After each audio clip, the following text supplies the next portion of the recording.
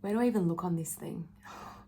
Hey guys, what is up? My name's Carly. I'm a mindset and manifestation mentor. Typically, I work with entrepreneurs who want to take themselves and their business to the next level. That's what I'm here for. That's what I stand for. I stand for every single person having the opportunity to create a next level life. Every single person having the opportunity to live a life that they absolutely love, okay? I'm done with living a mediocre life. I've been there, I've done that. I'm not about that anymore. And I want to be able to empower as many people as I can to leave the mediocre, just okay, kind of good enough life behind and aim for the extraordinary. Aim for a life that sets you on fire and that lights you up. So this is my first kind of go at YouTube. So be patient. Don't expect polished, perfect, precise videos from me. You're probably going to get more raw, more real, more authentic insights into me, into what I do. You'll probably get some snippets of my podcast as well, which is what I'm going to share with you today. So if you want high vibe chats, hit subscribe. If you want raw, real, and honest insights into your business, into your mindset, and into manifestation practices that make all of the beautiful things that you want possible, hit subscribe. Join me. Come and join me on Instagram. I'm so excited to be here. I have just finished making a beautiful business series on my podcast. I did a mindset series, manifestation series, and a business series, all super short, super snappy, punchy episodes that you can get tons and tons and tons of gold out of. Today, I'm going to share with you the episode that I just released earlier today, which is all about being authentic in your business, right?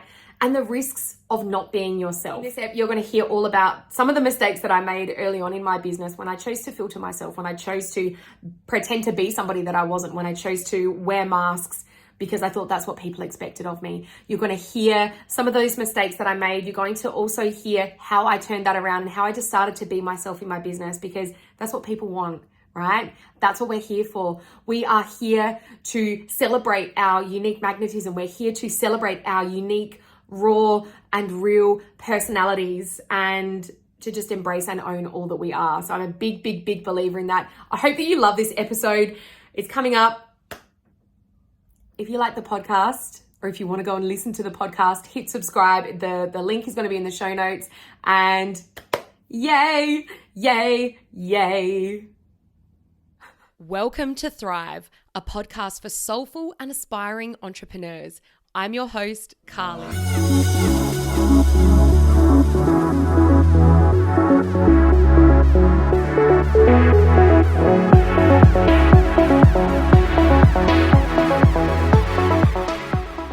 Hi guys, welcome to episode 3, day 3. Well, it's not episode 3, it's day 3 of the business series. And today we're going to talk about authenticity in business and basically just being yourself, what that looks like and what we risk when we aren't fully being ourselves and when we're trying to be someone that we're not. And I can talk with firsthand experience on this because in the very early days of my business, I had these preconceived ideas on what a coach should be and shouldn't be. And I'm using quotes when I say this. I always thought that somebody who was going to work as a coach and in that industry needed to be really polished and needed to be really professional. God forbid they drop an F-bomb. And if you know me, you know that I drop the occasional F-bomb. You know that I can be, a little rough around the edges and, not all that polished. And so as a result, I was trying to fit this square peg into a round hole. I think that's the analogy. And I was filtering myself like big time. Like I would filter myself hard because I was so afraid that I would be rejected if I was just me. And I think this is one of the biggest reasons why people are afraid to go out and be themselves, especially on social media where, we're being seen. Like when we go out on our socials, when we share a story or a live or even a post from the heart, like we are bearing our souls and we're allowing ourselves to be seen. And with that comes this element of fear. We fear judgment. We fear rejection. We fear not resonating with people and we fear failing. And I know that all of these fears came up for me in those early days.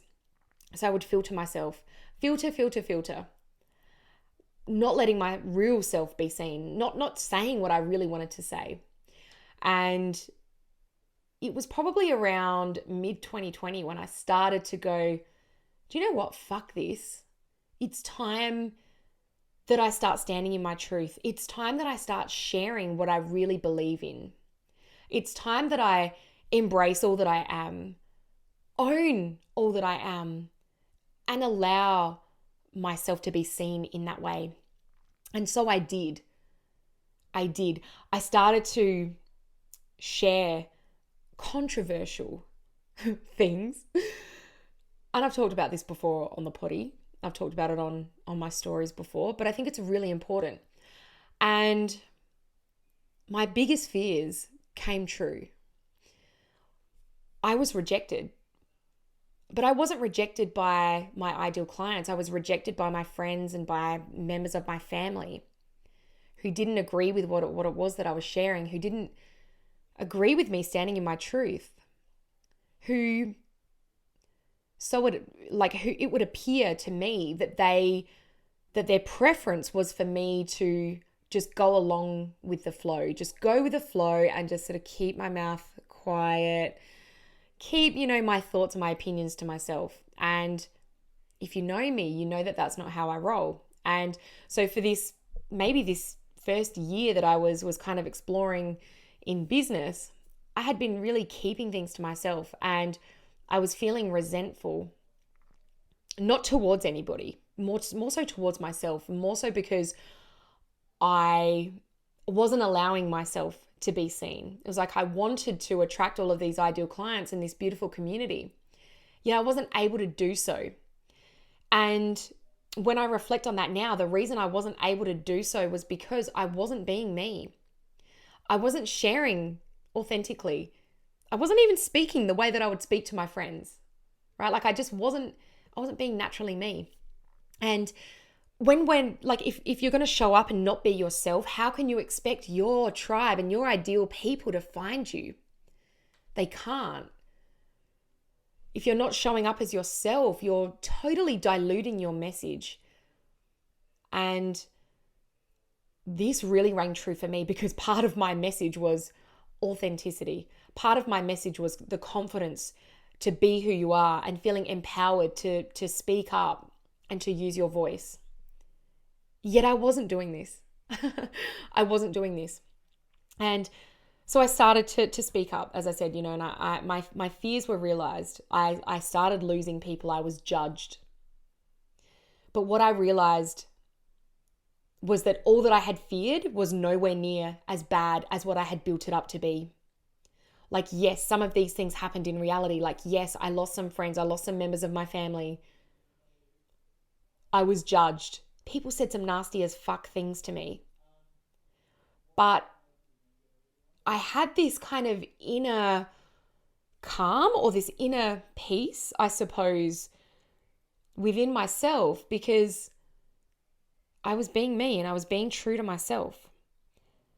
And it didn't take long from there that started to shine through, and that started to call in the people who I'd been so badly wanting to call into my life, be it relationships, friendships, clients, community. I started to call those people in because I was being me, because I wasn't hiding anymore. I wasn't hiding behind my fears. I chose to see the fear because it was still scary, but I chose to move anyway, and I chose to speak anyway, and I chose to stand in my truth and to just be me. Because at the end of the day, I believe that one of the biggest reasons that we are here on this planet, amongst so many other things, is to really find out who we are. And we find out who we are by sharing who we are. We find out who we are by sitting with the things that are important to us, understanding our values and all of that. And one of my biggest values was reclaiming my voice. because for so many years through, a shitty relationship and through so many other periods of my life had I lost my voice.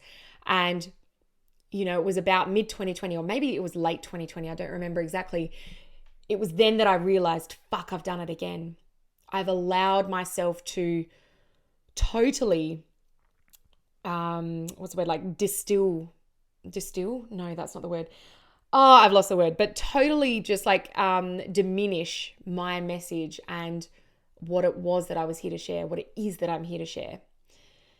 And so the moment that I started speaking out and being true and just owning what meant something to me and sharing it, standing in it, owning it, sharing it. Yes, it was scary, but I realized that those fears were nowhere near, like when those fears came to fruition, it was nowhere near as bad as I had built it up to be in my mind. And, right now you might be feeling like, I want to do a live, but I'm scared. What if I say the wrong thing? Or what if I don't know, what if my hair looks funny or something like that, okay? And they're all very real fears that we face when we step out into this world of being seen and allowing ourselves to be seen by other people on social media. They're all very, very real fears, and I want to honor you for that, and I want to see you for that. But I also want to challenge you. I want to challenge you, and I want to ask you, who are you serving by not being yourself? Who are you serving by allowing yourself to stay small for the comfort of other people? Because really that's what a lot of it comes down to as well. And the moment that I started to speak my truth, so many people started to message me or comment and say things like, oh my God, I had been thinking this, but I was too scared to say anything. But now I feel empowered to speak. Or, I had been worrying about this too. Now I'm questioning it. When you're not allowing yourself to speak up and to be authentically you, you're doing a massive disservice, not only to yourself, but to the collective. Because you just don't know who could need to hear your message today, who could need to hear what you have to say right now. And that is far bigger and far more important than your fear of being judged, than your fear of saying the wrong thing, or than your fear of making somebody else uncomfortable. The fact that you could potentially be making a massive difference in somebody else's life just by being you is such an empowering thing. And that's not to be taken lightly. And so every time now where I kind of think like, oh, should I say this? That's touchy, or, that might upset somebody. I know deep within my heart what the right thing to do is. And the right thing to do is to be true to me. First and foremost for me. But secondly, because we just don't know who we could be impacting and who we could be inspiring and who we could be triggering something within to totally transform their lives.